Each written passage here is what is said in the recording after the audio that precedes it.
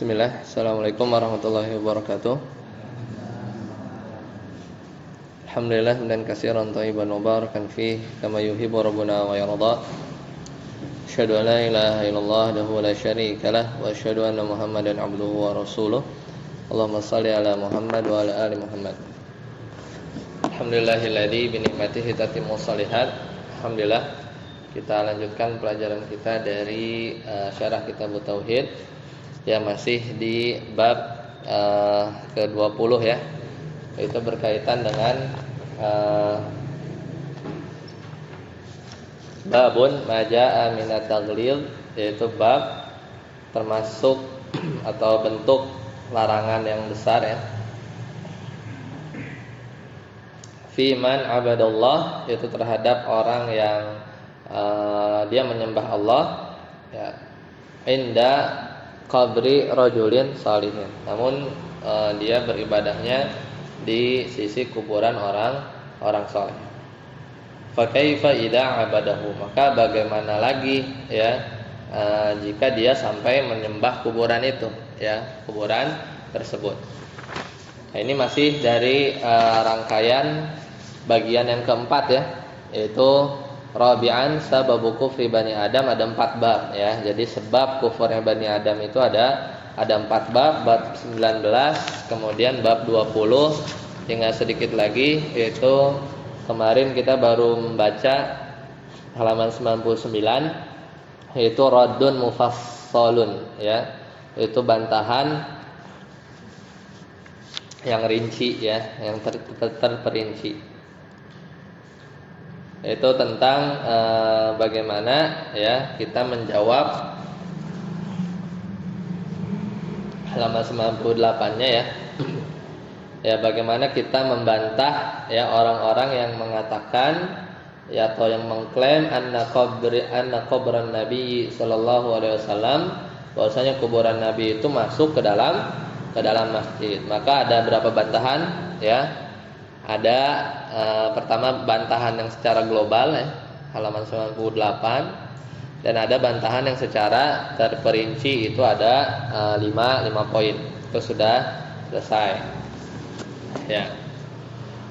Itu bantahannya ya, ada 5. Jadi udah cukup sebenarnya untuk membantah orang-orang tersebut ya, yang mengatakan ya, atau yang menyatakan bahwasanya kuburan Nabi itu masuk ke dalam masjid gitu kan.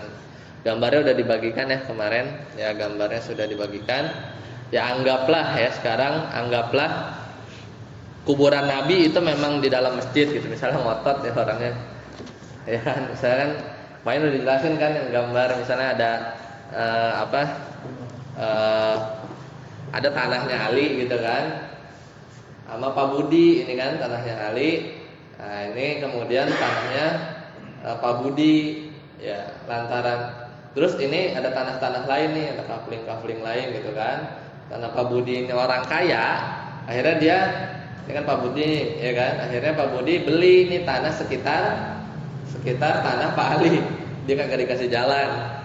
Ya, bukan beli aja ya. Dia tapi ada tanah Pak Ali gitu kan. Sekarang apakah kita mengatakan ya, kalau kejadiannya begini ya, si tanah di sini nih yang misalnya 100 meter ini adalah milik B, kan enggak ya kan? Enggak juga. Tapi memang apakah A ini merupakan bagian tanah B? Enggak juga ya kan? Meskipun kayaknya dikelilingin gitu kan. Ya, sertifikatnya beda.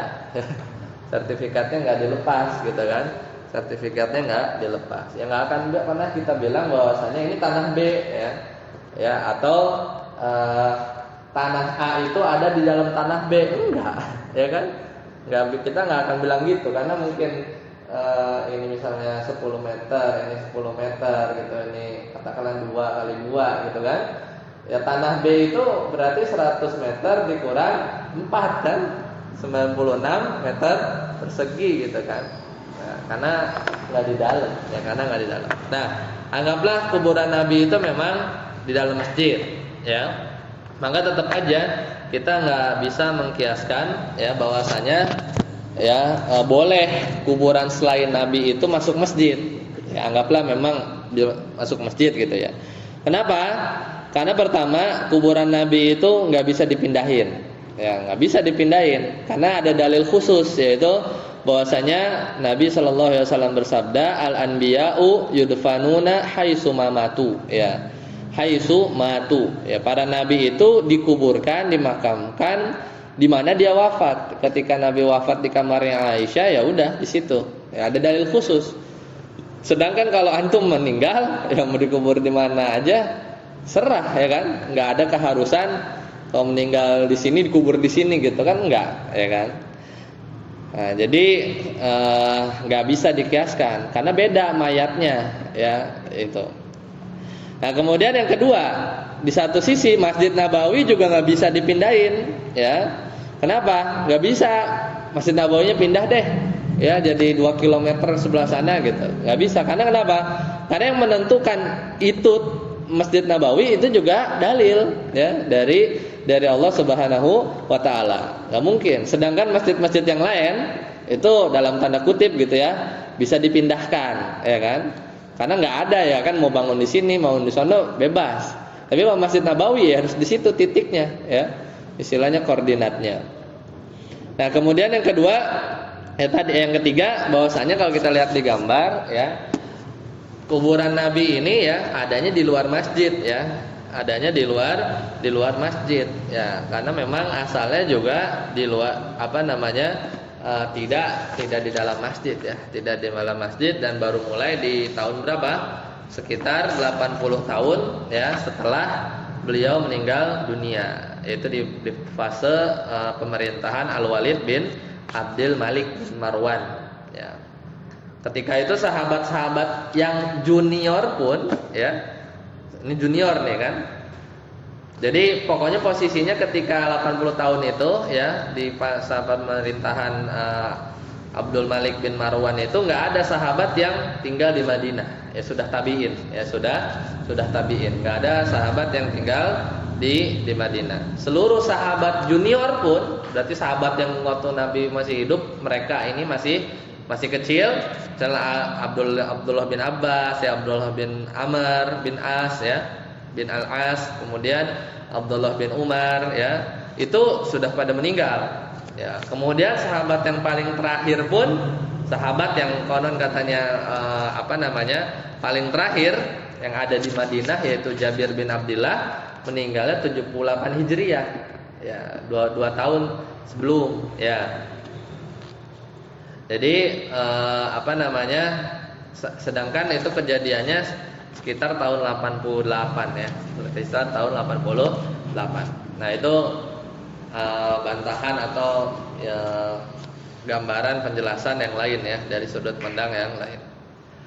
Nah sekarang baru kita tambahkan, ya, bagaimana hukum tadi menjadikan kuburan sebagai masjid. Ya, ini para ulama berbeda pendapat. Apa yang dimaksud dengan menjadikan kuburan sebagai masjid itu apa? Kuburannya langsung dibagus masjid atau apa? Ya, maksud dari kuburan sebagai masjid itu. Yang pertama termasuk, ya, menjadikan kuburan sebagai masjid, ya, pendapat yang pertama itu adalah sholat di atas kuburan. Meskipun nggak ada pondasinya, nggak ada atap masjidnya, ya. Pokoknya sholat di atas kuburan itu terhitung menjadikan kuburan sebagai masjid. Kenapa? Karena kan kita itu boleh sholat di mana aja. Maksudnya selama masih di bumi ini, kan? Karena bumi itu dijadikan oleh Allah sebagai tempat sujud. Ya, itu pendapat pertama. Ya, berarti kan itu lebih sempit lagi, kan? Pokoknya sholat di atas kuburan itu terhitung menjadikan kuburan sebagai masjid. Nah, pendapat yang kedua enggak seperti itu, ya. Ketika seorang dianggap menjadikan kuburan sebagai masjid itu ketika sholat menghadap kuburan, ya, sholat menghadap kuburan, ya, karena ada hadis yang spesifik, ya, Nabi Shallallahu Alaihi Wasallam bersabda, la tusallu ila qabrin wa la tusallu ala qabrin. Janganlah kalian sholat mengarah ke kuburan, ya, wa la tusallu ala qabrin, atau sholat di atas kuburan. Jadi baru dikatakan menjadikan kuburan sebagai masjid itu ketika sholatnya menghadap kuburan, ya, sholatnya menghadap kuburan. Ini kena berarti kalau ada masjid depannya ada kuburan, kemudian ada tembok, itu termasuk larangan itu, ya, atau terhitung menjadikan kuburan sebagai masjid meskipun terbatas beberapa jalan, ya. Nah, pendapat yang ketiga, ya, yang terakhir ini yang lebih luas, yaitu baru dikatakan menjadikan kuburan sebagai masjid itu ketika membangun masjid di area kubur. Nah, membangun masjid berarti fisik gitu ya. Ada fisiknya membangun masjid di area kuburan. Mau di depan, di kanan, di samping, di belakang sama. Itu dihukumi haram. Maka harus dibongkar. Ya, harus dibongkar. Karena dalilnya yang kita kenal, la taj'alu buyutakum, janganlah kalian menjadikan kuburan-kuburan rumah-rumah kalian maqabira, seperti kuburan, ya. Inna syaitana yanfiru minal bait, karena sesungguhnya syaitan itu lari, ya, farra, ya. Yanfiru minal baitil ladzi tuqra'u fihi suratul Baqarah. Karena syaitan itu lari dari rumah yang dibacakan di dalam rumah tersebut surat Al-Baqarah, ya. Jadi Nabi melarang, ya, atau memerintahkan umatnya agar rumahnya itu, ya, ditempati seperti tidak seperti kuburan, ya, dipakai sholat, ya, dan yang lain-lain, ya. Maka kesimpulannya nggak boleh seorang itu membangun tempat peribadahan di kuburan.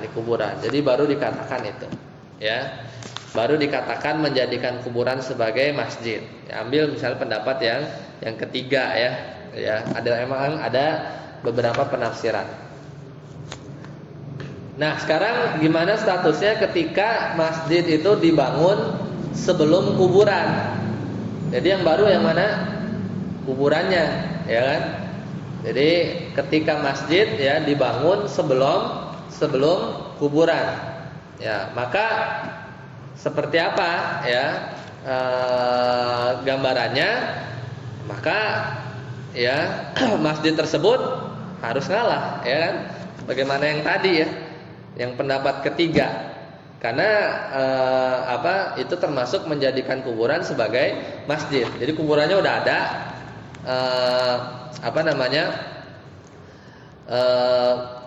masjidnya kalau kuburannya sudah ada, ya, kemudian baru dibangun, jika kuburannya sudah ada lebih dulu, ya, lalu dibangun di atas kuburannya tersebut masjid, maka yang harus dibongkar adalah masjid, ya kan? Karena dia itu dibangun, ya, sengaja gitu kan, sengaja di atas kuburan tadi, ya, di atas kuburan tadi. Nah, tapi gimana kalau masjidnya sudah ada, ya, kemudian kuburannya baru belakangan? Nah, maka ini ada dua kondisi. Yaitu apa?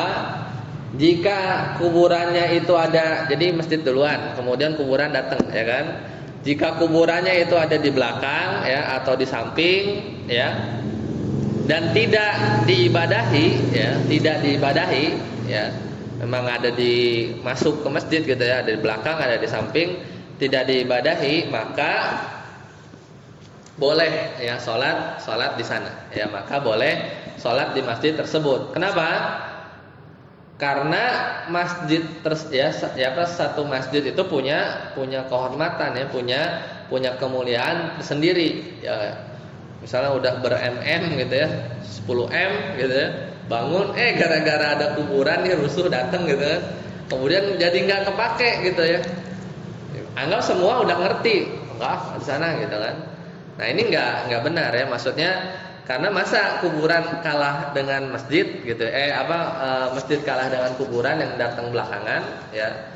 Jadi selama masih di belakang atau di samping dengan catatan tidak diibadahi, ya, maka boleh sholat di situ, ya. Tapi kalau menilai istilahnya saddud dzara'i, ya, menutup celah-celah, ya, semestinya, ya, kita tinggalkan.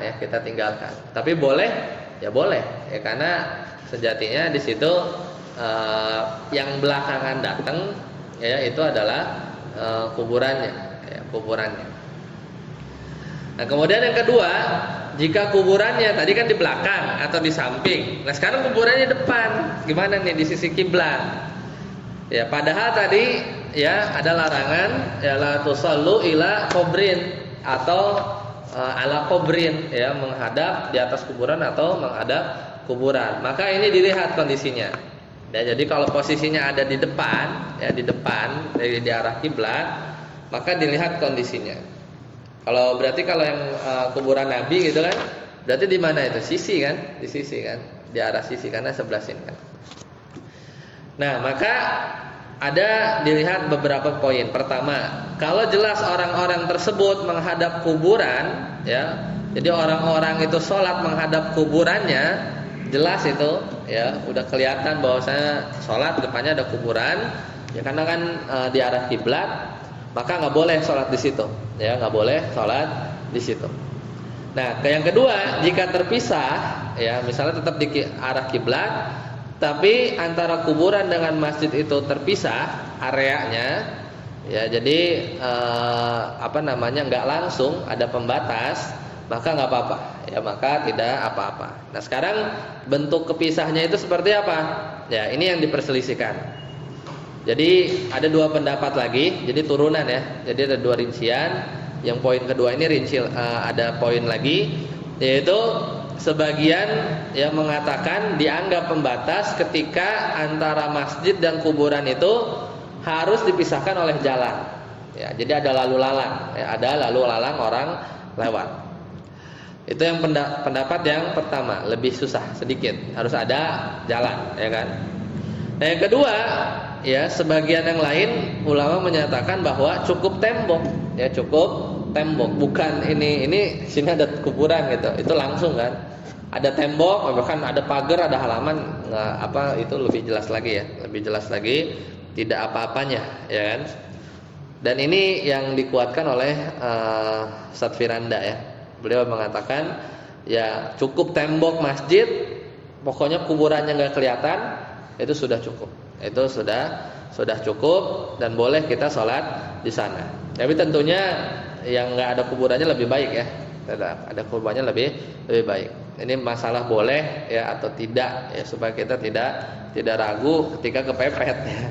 Kepepet nggak ada masjid lagi. Jadi boleh ya. Selama pas nggak Allahu Akbar gitu, sejadah antum tuh ada nisan, batu nisan.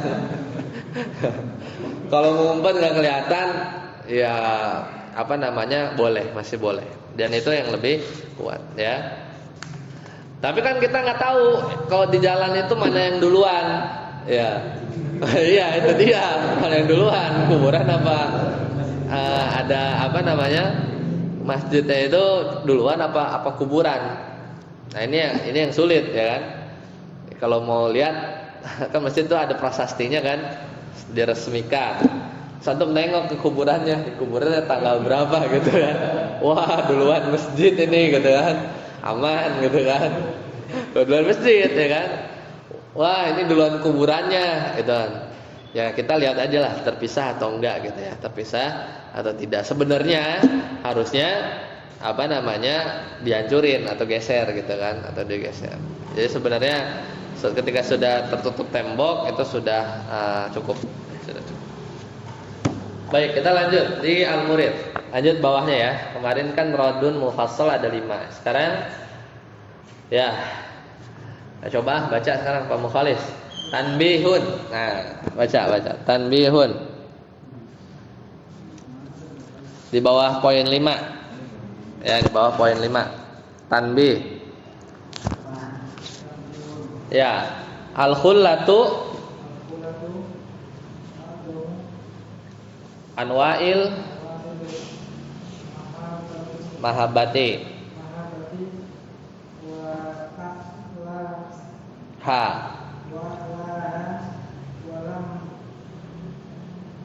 sabata yasbutu walam yasbut butha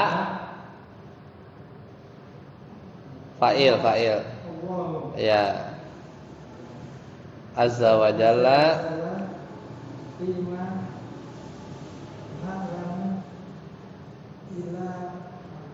lisnaini lis lisnaini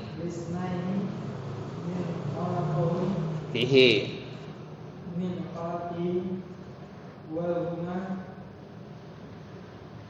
Ibrahimu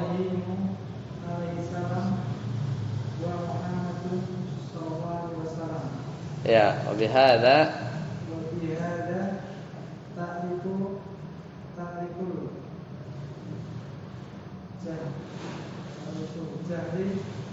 jahla maf'ul bih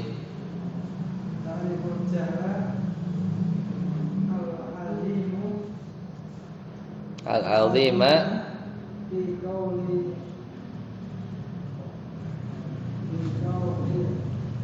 amati ma khalilu hi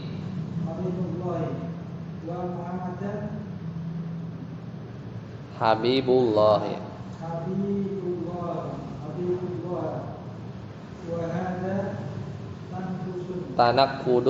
tanakusun bihaqqihi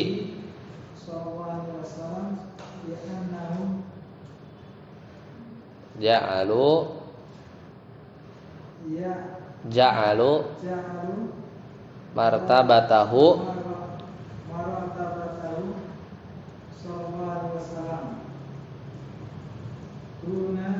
martabati yufarriqu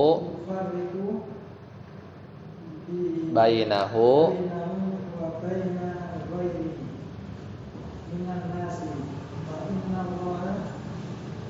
yuhibbul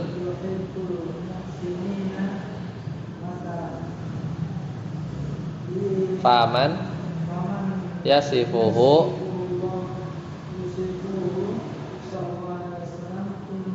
bi annahu bullah khabar anak ya akhto'a fi'il ya akhto'a yukhti'u. Nah, tanbih catatan khullah itu termasuk apa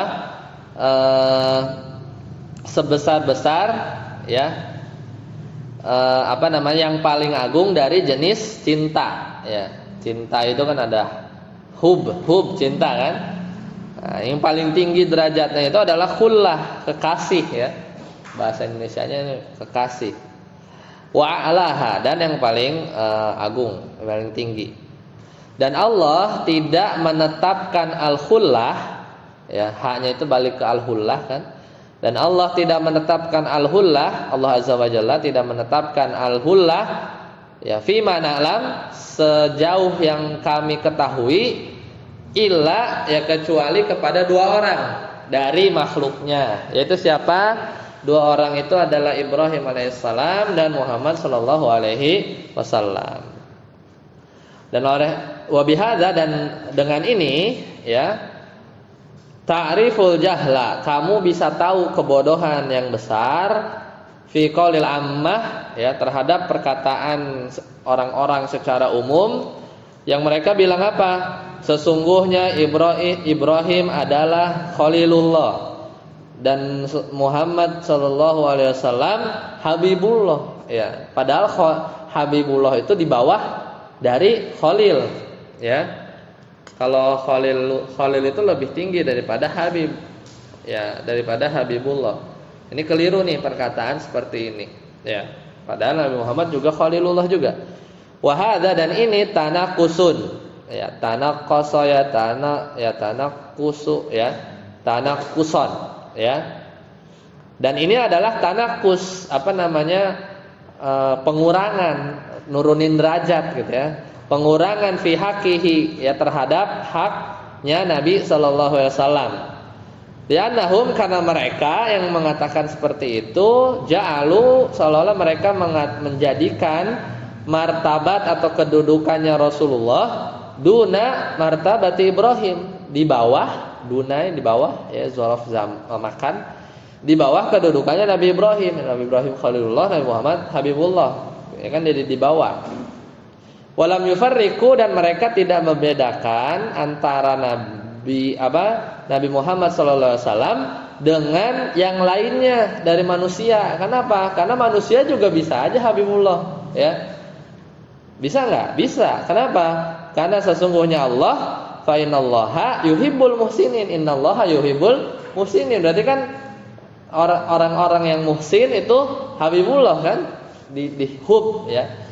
Fa innallaha yuhibbul muhsinin masalan, ya, sebagai contoh bahwasanya Allah itu mencintai orang muhsin yang berbuat baik. Faman yasifuhu sallallahu alaihi wasallam, oleh karena itu kalau ada yang mensifati Nabi sallallahu alaihi wasallam bi annahu habibullah, bahwasanya Nabi Muhammad itu hanya habibullah saja, ya, tidak khalilullah juga, faqad akhta'a, ya, faqad akhta'a, maka dia sudah keliru. Akhta'a fi'il, ya, af'ala. Aslama yuslimu, akhta'a yukhti'u, ya, faqad akhta'a. Lanjut baca Adalil Rabi Faisal Wali Ahmada, ya, dalil keempat, ya.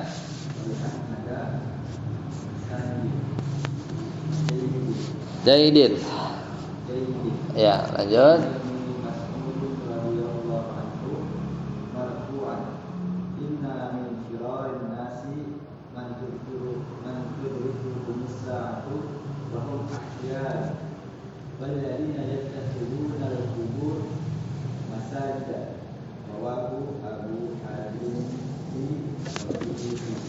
Ya, yaitu dalil yang keberapa ini? Keempat, ya. Ya, dari Imam Ahmad, ya, beliau meriwayatkan hadis marfu dengan sanad yang bagus, yaitu dari hadis marfu apa? Hadis yang nyampe Nabi, ya, maksudnya yang disandarkan kepada Nabi. Dari Ibnu Mas'ud bahwasanya Nabi Muhammad sallallahu alaihi wasallam bersabda, apa kata Nabi sallallahu alaihi wasallam?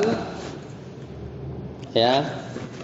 Inna min syirarin nas, ya, sesungguhnya termasuk sejelek-jelek manusia adalah orang yang man tudrikuhumus saah, orang yang ketemu, yang mereka itu mendapati hari kiamat, wahum ahya, sedangkan mereka hidup. Kalau mati ya beda, ya. Tapi ini yang hidup, masih hidup di ketika hari kiamat ada. Kenapa? Karena kan yang merasakan hari kiamat itu memang manusia yang paling buruk. Ya, itu yang pertama tuh, ranking 1. Ranking keduanya adalah walladzina yattakhidunal qubura masajida. Insyaallah. Jadi orang yang menjadikan kuburan sebagai masjid itu orang nomor 2 tuh, ya, setelah orang tadi yang mendapati hari kiamat. Ya, jadi dalam hadis ini ada 2 kelompok, yaitu orang yang menjumpai hari kiamat, ya, yaitu ketika zaman Ka'bah itu dibongkar, ya, oleh orang yang berkulit hitam, ya, Habasyi, tidak ada yang membela, kemudian Ka'bah sudah tidak diagungkan lagi, nggak ada yang mengucapkan la ilaha illallah. Pokoknya itu paling buruk lah keadaannya. Itu mereka orang-orang min sirarin nas, ya, min sirarin nas. Yang kedua adalah orang yang menjadikan kuburan sebagai masjid. Kenapa? Ini menunjukkan ini dosa besar, ya, dan perbuatan yang mengerikan. Ya, kemudian ada aja, ya, orang-orang yang sebagian dai bahkan yang menyatakan bahwa justru kalau beribadah di kuburan itu lebih khusyuk, ya kan? Lebih khusyuk, takut kali, ya, ingat mati. Ya, semakin dekat kepada Allah, ya. Kata mereka, ya, mereka ngasih subhat, ya kan? Enggak apa-apa, ya, kita sholat atau beribadah dekat kuburan.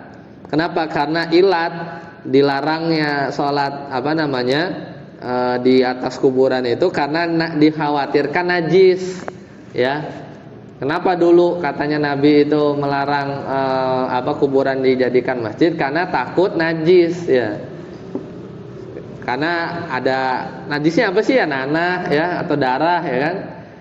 Dia memang kapiler gitu, ya, ke atas kan ke bawah kan, kapileritas gitu, ya.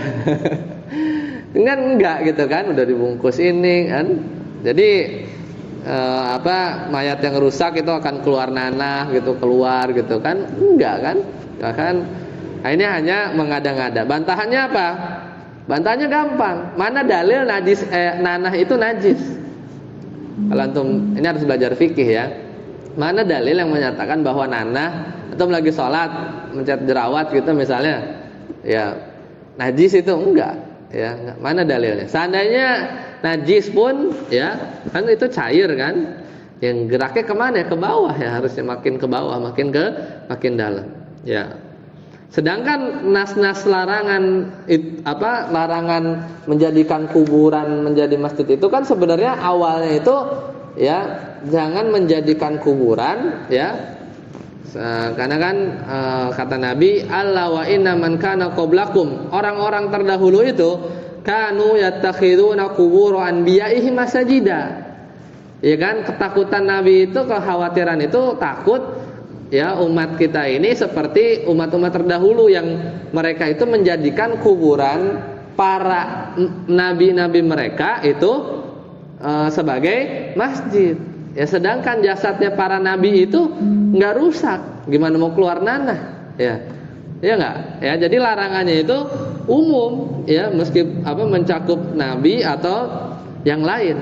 Ya padahal kalau kita lihat jasadnya para nabi itu tidak mengeluarkan nanah sama sekali. Ya jadi itu syubhatnya terbantah dengan mudah ya, dengan mudah. Dan yang terakhir bahwasanya Nabi nggak pernah bilang janganlah jadikan kuburan sebagai masjid karena takut najis, enggak ya, tapi karena apa? Takut najis kesirikan ya. Najis kesirikan ya. Terus diantara syubhat yang kedua adalah ya orang beraktivitas ya di di kuburan itu biasa ya, biasa aja. Contohnya apa? Yaitu kemarin Anda bilang Aisyah itu ya, sebagaimana Aisyah itu tinggal di kuburan katanya. Dia makan, dia tidur ya, kemudian dia bahkan tinggal di kuburannya bapaknya dan Nabi Muhammad SAW dan Umar ya, dan Umar. Itu aktivitas biasa. Ya, bantahannya sudah jelas bahwasanya ada pembatas. Kita lihat di gambar kan, ada pembatas. Itu ada kamar tersendiri. Jadi enggak di satu satu area ya, tidak satu area. Itu diantara syubhat mereka. Ya, lanjut baca. Reza, jalan. Syirarin nas.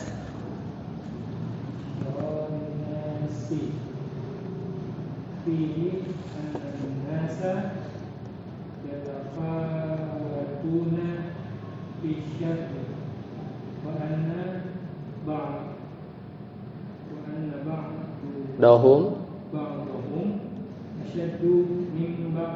Ya, apa makna syirarin nas, seburuk-buruk manusia? Bahwasanya di kalangan manusia itu yatafawatun ya, bertingkat-tingkat fisyarri, di dalam keburukan. Ada yang parah banget, sedang gitu kan. Wah, dan sebagian dari mereka asyaddu min ba'din. Itu ada yang lebih parah daripada sebagian yang lain. Ini dalil bahwa keburukan juga bertingkat-tingkat. Lanjut, khulasatul babi, masih Mas Reza. Khulasatul babi. Yajibul ba'du atau bu'du ya. Wajib menjauhi ya. Buat ya. Yajibul bu'du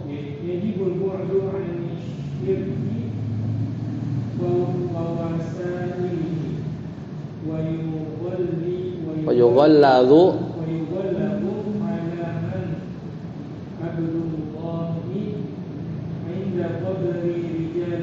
alaman apa? Alaman abadallaha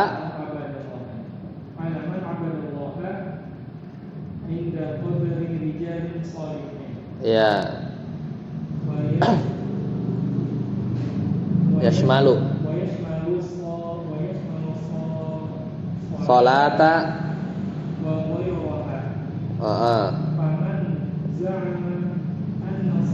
sadaqata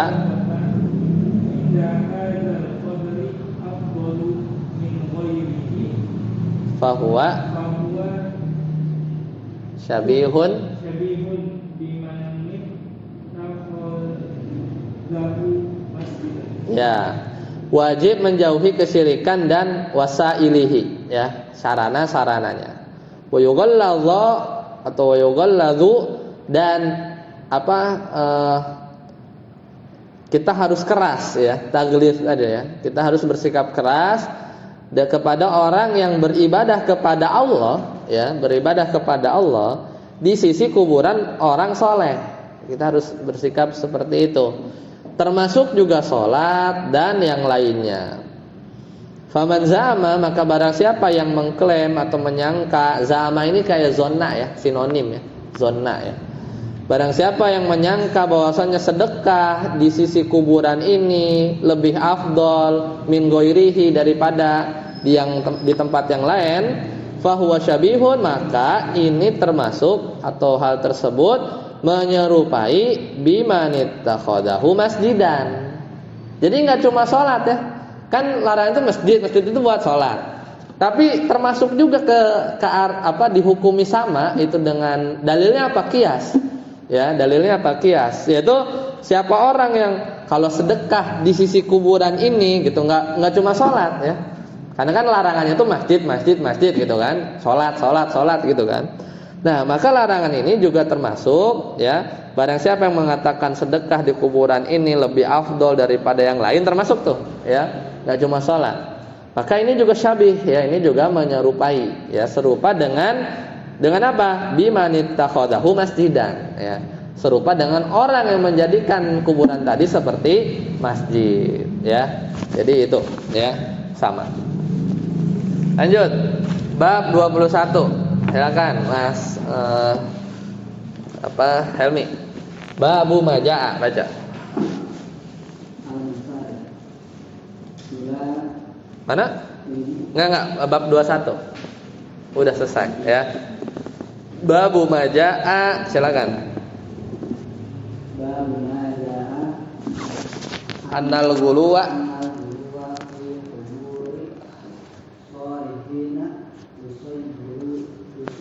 yusayyiru.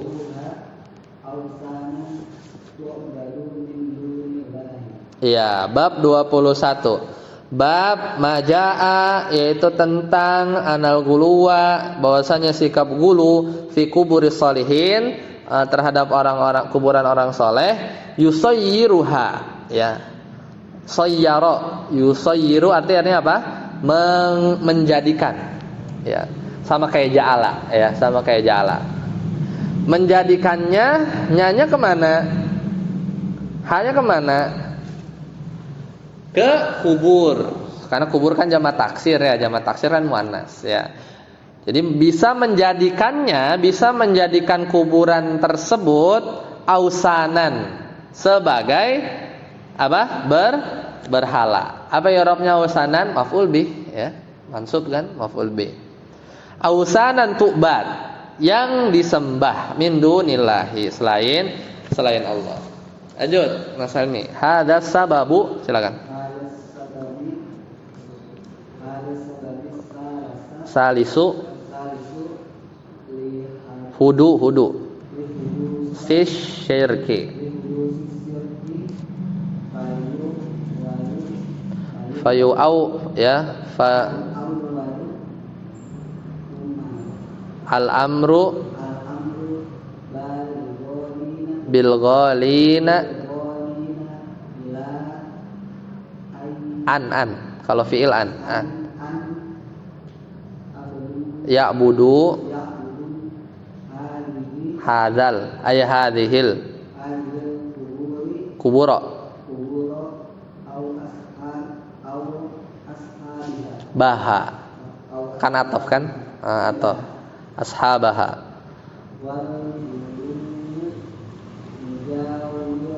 mujawazatul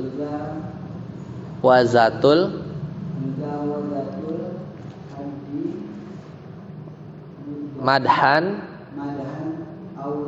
Iya. Ini jadi bab yang ke-21, hadzal sababu salis. Ini adalah sebab yang ketiga, ya. Kan kita ini bab 19 sebab pertama, bab ke-20 sebab kedua, bab ke-21 sebab ke-3. Karena kan di bagian keempat ini ada 4 bab.